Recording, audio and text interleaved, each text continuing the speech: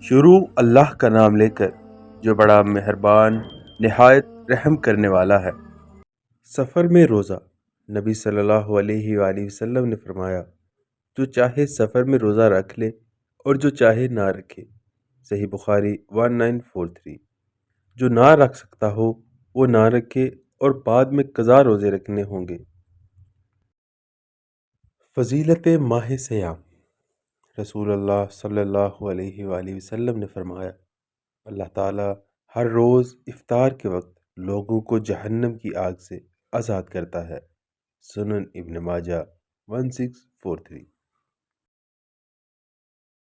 روزہ دار کی دو خوشیاں۔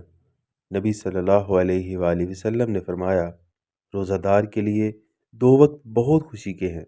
نمبر 1، جب روزہ افطار کرتا ہے۔